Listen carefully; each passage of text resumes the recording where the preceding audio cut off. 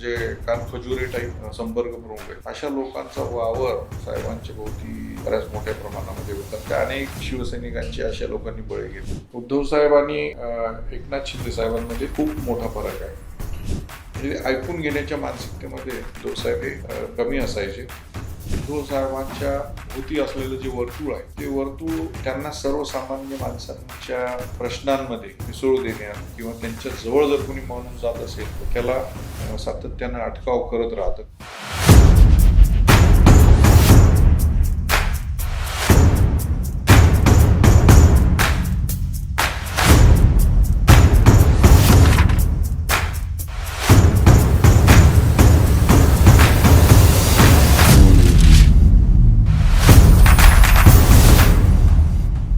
खरं म्हणजे मला काय व्हायचं होतं हे काय पूर्वीपासून ठरलेलं नव्हतं. गल्लीतला जेव्हा शाखा प्रमुख होतो तेव्हा गणपती बसवण्यापासून तर सगळे छोटे छोटे कामं आम्ही करत आलो. कॉलेजला असताना प्रेसिडेंट असताना विद्यार्थ्यांचे वेगवेगळे प्रश्न, भारतीय विद्यार्थी सेना ही विद्यार्थ्यांची चळवळ मी सगळी हाताळायचो. माननीय राजसाहेब ठाकरे यांच्याशी त्यामुळं अतिशय जवळचे संबंध आले आणि वेगवेगळ्या प्रश्नामध्ये सातत्याने मग एखाद्या गल्लीमधला गटाराचा प्रश्न असो, पाण्याचा प्रश्न असो, स्वच्छतेचा प्रश्न असो, या विषयामध्ये वारंवार लढत गेलो आणि लोकांनीच पुढं केलं. 2002 साली मी पहिल्यांदा नगरपालिकेची निवडणूक लढवली आणि त्यावेळेसच्या उपमहापौरांच्या विरोधामध्ये मी ती निवडणूक लढवली. मोठ्या मताधिक्याने लोकांनी मला निवडून दिलं आणि त्यावेळेस काम करत असताना काँग्रेसचे तिथं महापौर असताना सुद्धा मी स्थायी समितीचा सभापती झालो. राजकारणातल्या वेगवेगळ्या युक्त्या वापरून अशोक चव्हाणांचं मोठं प्राबल्य होतं. त्याच्या विरोधामध्ये पहिल्यांदा शिवसेनेचा तिथं स्थायी समितीवर सभापती झालो आणि तत्पूर्वी मी विद्यार्थी सेनेचा जिल्हा प्रमुख होतो आणि त्यावेळेसचे आमचे संपर्क प्रमुख माननीय डॉक्टर दीपक सावंत साहेब यांनी ही गोष्ट बाळासाहेबांना सांगितली. बाळासाहेबांनी मला लक्ष्मीपूजनाच्या दिवशी मातोश्रीवर बोलवलं आणि त्या दिवशी माझी पाठ थोपाटली की एक शंकरराव चव्हाणांच्या बालेकिल्ल्यामध्ये, अशोक चव्हाणांच्या बालेकिल्ल्यामध्ये तू सभापती झालायस. आणि त्यानंतर पक्षाने जिल्हा प्रमुख पद हे मला दिलं. जिल्हा प्रमुख पदाच्या कारकिर्दीमध्ये वेगवेगळे आंदोलन, शेकडो आंदोलनं मी उभी केलीत. माझ्यावरती 68 ते 70 केसेस आहेत. रेल्वेच्या संदर्भातले प्रश्न असतील, पाण्याच्या संदर्भातले प्रश्न असतील. मी नगरसेवक असताना 13 बालकं डेंग्यूनं दगावली होती. त्यावेळेस मोठ्या प्रमाणामध्ये नांदेड वाघाळा शहरामध्ये डुकरांचं अस्वच्छतेचं थैमान होतं. मी ती डुकरं उचलून सरळ महापौर आणि आयुक्तांच्या अंगावर सोडली. माननीय उद्धवजींच्या वाढदिवसानिमित्त 14 वर्षे मी आषाढी महोत्सव केला. महाराष्ट्रातले सगळे मोठे भक्तिसंगीतातले गायक जगदीश खेबुडकर आहेत, सुरेश वाडकर, पंडित हृदयनाथ मंगेशकर, शाहीर उमाप, साधना सरगम, अनुराधा पौडवाल, आनंद शिंदे, मिलिंद शिंदे, सगळी महाराष्ट्रातली सगळी मंडळी जवळपास 50 ते 56 कार्यक्रम आम्ही या माध्यमातून केले. गोदावरी महोत्सवाच्या माध्यमातून नांदेड शहरामधलं जे काही सांस्कृतिक वैभव होतं ते आम्ही पुन्हा नांदेड शहरामध्ये चालू केलं. स्वतः चित्रकार आहे. माझी सुरुवात तशी 1990च्या निवडणुकीमध्ये मी चांगलं माझं अक्षर असल्यामुळं त्यावेळेस भिंतींवर प्रचार चालायचा. भिंती आम्ही पूर्ण पांढऱ्या करून ठेवायचो आणि SS लिहून ठेवायचो त्याच्यावरती. SS लिहिलं म्हणजे ही शिवसेनेची राखीव भिंत आहे. तर त्या सगळ्या भिंती मी त्यावेळेस रंगवायचो चांगलं अक्षर असल्यामुळं आणि ती माझी सुरुवात होती. त्यामुळं त्यावेळेस आमचे जे उमेदवार होते डॉक्टर DR देशमुख यांनी मला 100 रुपये देऊन माझी पाठ थोपून कौतुक पण केलं होतं आणि त्याच्या पुढच्या सगळ्या निवडणुकांमध्ये माझ्याकडेच ते भिंती रंगवायचं काम असायचं. त्यामुळं एक प्रकारची आपुलकी, आपली संघटना अशी शिवसेना वाटायची आणि हळूहळू प्रत्येक वेळेस बाळासाहेबांनी संधी दिली, माननीय एकनाथ शिंदे साहेबांनी संधी दिली, तर प्रत्येकाने त्यावेळेस संधी दिली. याच्यामध्ये मोठा मोलाचा वाटा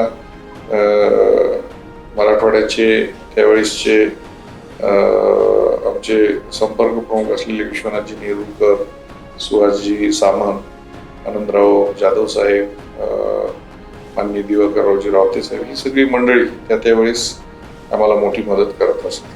शाखा प्रमुख असताना पहिल्यांदा मी मोठं एक पोस्टर देखावा तयार केला होता अफजलखानाच्या वधाचा, आणि त्याची मिरवणूक आम्ही घेऊन जात होतो. ती मिरवणूक आमची थांबवण्यात आली आणि शहरात ऑलरेडी दंगल झालेली होती. मी पूर्वीपासून सर्वसामान्यांसाठी लढत आलो.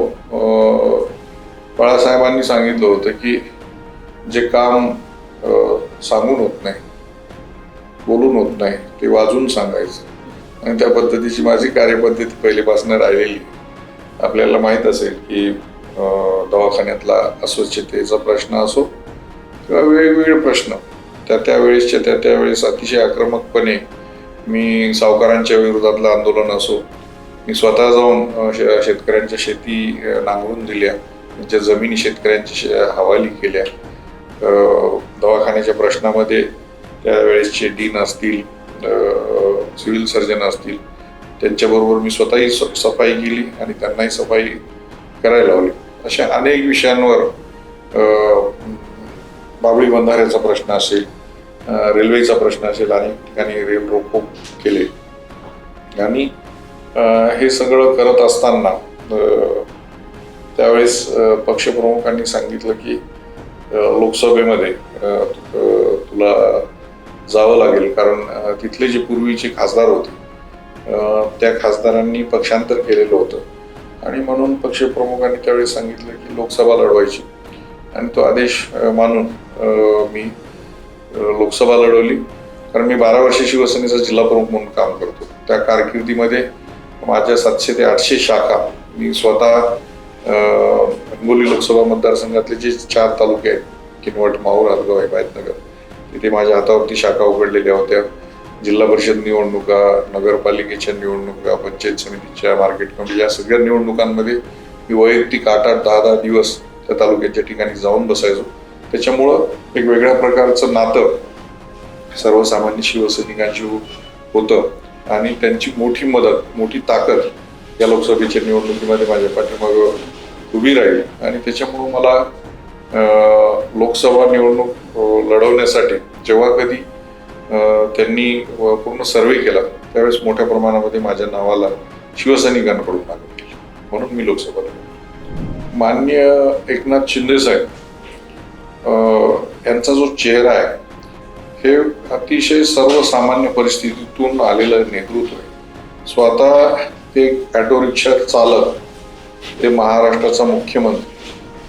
हा प्रवास काही सोपा नाही. हा प्रवास करत असताना जी माणसं ऑटोने प्रवास करतात किंवा सर्वसामान्य माणसं असतात, त्यांच्या वेदना, दुःख, त्या वेदनेशी नातं सांगणारा हा व्यक्ती आहे. सर्वसामान्यांचे प्रश्न माहीत असणारा हा नेता आहे. त्यांच्याबरोबर आमदार म्हणून सुद्धा मी 5 वर्ष काम केलं. त्यावेळेस प्रत्येकाची प्रत्येक गोष्ट ऐकून घेणे आणि ऐकून घेतल्यानंतर ती प्रश्न सोडवण्याच्या दृष्टीने सकारात्मक, मग फोन असेल, पत्र द्यायचं असेल, स्वतः तिथं पुढाकार घेऊन काम करणं, एक वेगळेपण मला माननीय एकनाथ शिंदे साहेबांचं भावलेलं आहे. आणि कधीच कंटाळा करत नाही, वेळ नाही, काळ नाही, सकाळी 4-4 वाजेपर्यंत ते काम करतात, स्वतःच्या तब्येतीकडेही बघत नाही. आणि कार्यकर्त्यांबद्दल एक विशेष तळमळ असलेला माणूस, आपुलकी असलेला माणूस. म्हणजे त्याच्या ठिकाणी जर मी असलो तर मला काय वाटलं असतं, अशा जाणीवेने काम करणारा एक वेगळ्या प्रकारचा नेता महाराष्ट्राला पहिल्यांदा लाभलेला आहे. आणि हा नेता 24/7 सातत्यानं कार्यकर्त्यांना सतत अवेलेबल असतो. हे अतिशय महत्त्वाचं वेगळेपण माननीय एकनाथ शिंदे साहेबांमध्ये आहे. माननीय उद्धवजींना जे नेतृत्व मिळालेलं आहे, हे बाळासाहेबांच्या वारशानं मिळालेलं नेतृत्व होतं. त्यामुळं जेव्हा कधी सहज माणसाला मिळतं एखादी गोष्टी आणि तिथं आपल्याला काम करायला मिळतं, तर सहज मिळालेल्या गोष्टीची किंमत माणसाला नसते, असं दुर्दैवानं नमूद करावं असं वाटतं. सत्ता असतानाही 2.5 वर्ष माननीय उद्धव साहेबांनी आमदार असतील, खासदार असतील, यांच्या प्रश्नाकडे दुर्दैवानं त्यांनी लक्ष दिलं नाही किंवा वेळ दिला नाही, त्याची सोडवणूक केली नाही. आणि आज आपण बघताय की छोट्या छोट्या विषयावर एखादा आमदार असेल किंवा खासदार असेल, त्याच्या मतदारसंघातले महत्त्वाचे विषय घेऊन त्यांच्याकडे गेल्यानंतर नुसतं शेरेच ते मारत नाही, त्या संदर्भात बैठका बोलवतात. बैठका बोलून तातडीनं सगळ्या अधिकाऱ्यांना सांगतात, त्याचा पाठपुरावा करतात आणि एक विषय 5दा जरी घेऊन गेलं त्यांच्याकडे तर ते कंटाळा करत नाहीत, कधी चिडत नाहीत, कधी रागवत नाहीत, कुठं त्यांच्या चेहऱ्यावर हे दिसणार नाही. आणि मिडलमॅन जो आहे, मधला माणूस एकनाथ शिंदे साहेबांकडे नाही, तुम्ही डायरेक्ट त्यांच्याकडे जाऊ शकता, डायरेक्ट बोलू शकता. आणि त्याचं व्यक्तिमत्व असं आहे की त्यांना सहज तुम्ही त्यांच्या कानामध्ये सांगू शकता की साहेब अशी अशी अडचण आहे. एक जे दडपण असतं नेता आणि कार्यकर्त्यामधलं, तर ते दडपण त्यांच्या बाबतीमध्ये मला कधीही वाटलं नाही. मलाच काय अनेक शेकडो कार्यकर्त्यांना कधीच ते दडपण वाटत नाही. एक मुख्यमंत्री लेवल पदावर बसलेला माणूस, त्या टोकावर बसलेला माणूस आणि गावचा शाखाप्रमुख यांच्यातला जो संवाद आहे हा थेट संवाद आहे आणि हा थेट संवाद काळजाला भिडणारा संवाद आहे. त्यामुळे मलाच नाही तर या महाराष्ट्रातल्या हजारो लाखो कार्यकर्त्यांना ते आपले वाटतात. हे त्यांच्यातलं आपलेपण अतिशय महत्वाचं आहे. दुर्दैवानं ज्यावेळेस महाराष्ट्र राज्य झालं त्यावेळेस विदर्भातल्या लोकांनी नागपूर जो करार झाला त्याच्यामध्ये त्यांनी महाराष्ट्राची उपराजधानी म्हणून नागपूरला मागितलं, एक अधिवेशन तसं घेतलं. तर असं राजकीय शहाणपण मराठवाड्याला कदाचित त्यावेळेस सुचलं नसेल, म्हणून मराठवाड्याच्या वाट्याला सातत्यानं ही उपेक्षा आलेली. निधी वाटप असेल, पाण्याचं वाटप असेल किंवा राजकीय मंत्रीपद वाटताना असेल, सगळ्या क्षेत्रामध्ये आज मराठवाडा हा मागे आहे. केळकर समितीचा अहवाल जर आपण बघितला तर मोठा अनुशेष, सिंचनाचा अनुशेष आहे, शिक्षणाचा अनुशेष आहे, राजकीय अनुशेष, सामाजिक अनुशेष आणि मागासलं पण हे आमच्यामध्ये. मुंबई पुण्यापासून आम्ही शेकडो किलोमीटर दूरवर आहोत. आजही मोठे उद्योग, संभाजीनगर सोडले तर मराठवाड्यातले इतर 7 जिल्ह्यामध्ये कुठलेही उद्योग नाही. त्यामुळं केवळ बेरोजगार पुरवणारे जिल्हे म्हणून आम्ही आहोत. आम्ही खरं म्हणजे उत्कृष्ट शेती करणारे लोक आहोत, परंतु गोदावरीचा उगम सह्याद्रीच्या गाड्यांमध्ये होतो आणि त्याचं पाणी जे आहे वरच्या जिल्ह्यांनी पूर्ण अडवल्यामुळं आमच्या शेवटच्या टोकापर्यंत पाणी पोहोचत नाही. त्यामुळे सिंचनाचा अभाव असल्यामुळं आजही काळी माती असून, सुपीक शेती असून आम्ही खूप काही कमाई करू शकत नाही. अशा पद्धतीची परिस्थिती आज मराठवाड्यामध्ये हिंगोली आणि नांदेड खरं म्हणजे एक वेगळ्या प्रकारचं एक ताकद असणारे जिल्हे.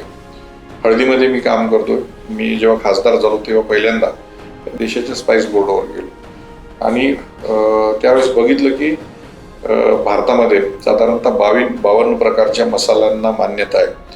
याच्यामध्ये लवंग असेल, दालचिनी, विलायची, कॉफी, रबर, तंबाखू, चहा या सगळ्यांना मान्यता आहे स्पाइस म्हणून. परंतु हळदीला मान्यता असून हळदीचं बोर्ड नव्हतं. बाकी सगळ्यांचे बोर्ड आहे, तंबाखूचं बोर्ड आहे, कॉफीचं आहे, रबरचं बोर्ड आहे, परंतु हळदीचं बोर्ड नाही. मग यासाठी मी केंद्रात प्रयत्न केला की हळदीचं बोर्ड असावं, परंतु मागच्या 4.5 वर्षात त्याच्यात काही यश मिळालं नाही. ही बाब मी त्यावेळेसचे कृषी मंत्री माननीय दादासाहेब भुसे यांच्या कानावरती घातली. दादासाहेब भुसेंनी मला त्यावेळेस खूप मदत केली आणि एक अभ्यास समिती नेमण्यात आली की हळदीवर संशोधन झालं पाहिजे, त्याचं रिसर्च सेंटर असलं पाहिजे, त्याच्यावरती काम करायचं. ते करत असताना मला वाटलं की हिंगोली जिल्हा हा फक्त मराठवाड्यामध्ये सगळ्यात जास्त हळद पिकवणारा जिल्हा आहे. परंतु जेव्हा आम्ही स्टॅटिस्टिकली अनालिसिस केलं त्यावेळेस लक्षात आलं केवळ मराठवाड्यातच नाही तर महाराष्ट्रात आम्ही सगळ्यात जास्त हळद पिकवतो. नंतर आम्ही भारतभराचा अभ्यास केला तर भारतात सगळ्यात जास्त आम्ही हळद पिकवतो. आणि या माध्यमातून त्यावेळेस आम्ही मागणी केली की हळदीचं संशोधन झालं पाहिजे, त्याच्यावरती जी काही प्रक्रिया होती ती आधुनिक पद्धतीने प्रक्रिया झाली पाहिजे. दुप्पट उत्पन्न देणारे टिश्यू कल्चरचे बेनं हे आम्हाला मिळालं पाहिजे आणि यासाठी एक रिसर्च सेंटर असावं असं जे आमच्या स्टडी समितीने सुचवलं आणि माझ्याच अध्यक्षतेखाली हळद संशोधन केंद्र हे मंजूर झालं. आज शासनाने 100 कोटी रुपये हळद संशोधन केंद्राला दिलेले आणि 65 एकरवर अतिशय भव्य दिव्य आणि देखणं असं संशोधन केंद्र हिंदू हृदय सम्राट माननीय बाळासाहेब ठाकरे यांच्या नावाने आज वसमतमध्ये उभं राहत आहे. एक महत्त्वाचं पाऊल माझ्या या 4.5 वर्षाच्या कारकिर्दीमध्ये आणि यासाठी माननीय एकनाथ भाई शिंदे यांचं मोठं योगदान आहे. त्यांनी सुद्धा हे पैसे उपलब्ध करून देण्याच्या दृष्टीनं, तसेच उपमुख्यमंत्री माननीय अजितदादा पवार आहेत, फडणवीस साहेब आहेत. उद्धव साहेबांनी एकनाथ शिंदे साहेबांमध्ये खूप मोठा फरक आहे. तर म्हणजे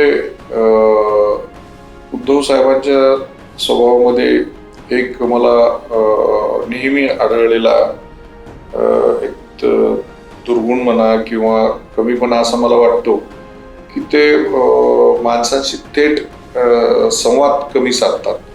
म्हणजे त्यांना भेटायला गेल्यानंतर असं जाणवायचं की पटकन हा माणूस कधी बोलतो आणि कधी जातो अशा पद्धतीनं. म्हणजे ऐकून घेण्याच्या मानसिकतेमध्ये उद्धव साहेब हे कमी असायचे. त्या मानाने माननीय एकनाथ शिंदे साहेब प्रत्येकाचं ऐकून घेतात, समजून घेतात. हा दोघांमधला मला मोठा फरक वाटतो. आणि नेतृत्व हे असं असलं पाहिजे की कार्यकर्त्याला विश्वास वाटला पाहिजे की अर्ध्या रात्री हे नेतृत्व माझ्या पाठीमागं उभं राहील, मला ताकद देईल, माझ्या अडचणीच्या प्रसंगी मदत करेल. असं बरेचदा दुर्दैवानं होऊ शकलं नाही त्या काळामध्ये. वैयक्तिक प्रसंग असतील किंवा ज्या जिव्हाळ्याच्या कार्यकर्त्यांच्या अडचणी असतात, अशा वेळेस जर नेतृत्वाशी संपर्क होऊ शकत नसेल मग प्रश्न मांडायचे कुणाकडे, हा महत्त्वाचा प्रश्न होतो. त्या दुर्दैवानं मुख्यमंत्री झाल्यानंतर माननीय उद्धव साहेबांकडे ही जी दरी होती संपर्काची, वैयक्तिक संपर्काची दरी रुंद होत गेली आणि त्यांच्याशी संपर्क करणं हे अतिशय म्हणजे काय दुर्लभ प्रकार म्हणता येईल अशा पद्धतीचं झालं. त्याचबरोबर संपर्क प्रमुख नावाचे काही जे मिडल मॅन आहेत, ज्यांचं की पोट पाणी शिवसेना या संघटनेवर चालतं, अशा जे कानखजुरे टाईप संपर्क प्रमुख आहेत, अशा लोकांचा वावर साहेबांच्या भोवती बऱ्याच मोठ्या प्रमाणामध्ये होता. त्या अनेक शिवसैनिकांचे अशा लोकांनी बळी घेतले जे कार्यक्षम होते, ताकदवर होते, ज्यांच्या पाठीमागं समाज, संघटना, लोक होते. तर केवळ त्या संपर्क प्रमुखांचे काय म्हणतात त्याला लांबून चालना करत नाहीत, अशा लोकांची बळी या संपर्क प्रमुखांनी घेतले. त्या मानानं शिंदे साहेब हे नेहमी कार्यकर्त्यांना उपलब्ध असतात, सातत्यानं अडचणीमध्ये फोन पण उचलतात, ताबडतोब सूचना देतात. त्यामुळं कार्यकर्त्यांमध्ये एक आपलेपणा, त्याचबरोबर एक विश्वास त्यांच्याबद्दल की अर्ध्या रात्री मला अडचण आली तर हा माणूस माझ्या पाठीमागे उभं राहू शकतो, हा एक प्रमुख फरक त्यांच्यामध्ये. त्याचबरोबर उद्धव साहेबांच्या भोवती असलेलं जे वर्तुळ आहे ते वर्तुळ त्यांना सर्वसामान्य माणसांच्या प्रश्नांमध्ये मिसळू देण्यात किंवा त्यांच्या जवळ जर कोणी माणूस जात असेल तर त्याला सातत्यानं अटकाव करत राहतं की त्यांचं महत्त्व कमी होऊ नये. तर त्या मानानं एकनाथ शिंदे साहेब स्वतःच रिक्षा चालत त्या पदापर्यंत पोहोचलेले. त्याच्यामुळे त्यांचे अनुभव जे आहेत ते अनुभव सामान्यांच्या दुःखांना ओळखणारे अशा पद्धतीचे अनुभव आहेत. त्यामुळं ते ज्या पद्धतीनं सामान्यांशी एकरूप होतात किंवा प्रश्न लवकर समजून घेऊ शकतात, ते प्रश्न तिथं मांडायला थोडीशी अडचण आहे. दुसरा एक महत्त्वाचा फरक असा वाटतो मला की माननीय उद्धव साहेबांनी कुठलाही प्रशासनाचा अनुभव नसताना डायरेक्ट मुख्यमंत्रीपद घेणं हे मला उचित वाटत नव्हतं. याच्यासाठी की ते पद घेऊ नये, साहेब संघटनेतल्या कुठल्या कार्यकर्त्याचं भलं करू शकले नाही, कुठल्या मोठ्या योजना देऊ शकले नाही किंवा ज्या अपेक्षा होत्या सर्वसामान्य कार्यकर्त्याचं की साहेब मुख्यमंत्री झाले म्हणजे साहेबच पक्षप्रमुख आणि साहेब मुख्यमंत्री याच्यापेक्षा मोठा क्षण पक्षाच्या जीवनामध्ये दुसरा कुठलाही येणार नव्हता. त्या पदावर बसल्यानंतर हजारो कार्यकर्त्याचं आपण भलं करू शकला असतात, हजारो योजना देऊ शकला असतात. तेव्हा ती एक मला सगळ्यात मोठी साहेबांची चूक वाटली की प्रशासनाचा अनुभव नसताना त्याचा गैरफायदा मोठ्या प्रमाणामध्ये त्यावेळेस राष्ट्रवादी पक्षाने घेतला, त्यावेळेसचे ब्युरोक्रॅट्सनी घेतला आणि शिवसैनिकांमध्ये एक मोठं नैराश्याचं वातावरण की आमचे महाराष्ट्राचे मुख्यमंत्री असताना सुद्धा आमची कामं होत नाही. हा एक सगळ्यात मोठा शिवसैनिकांना त्यावेळेस मनामध्ये न्यूनगंड निर्माण झाला किंवा साहेबापासून दूर जाण्यासाठी हा एक कारण महत्वाचं कारणीभूत झाले.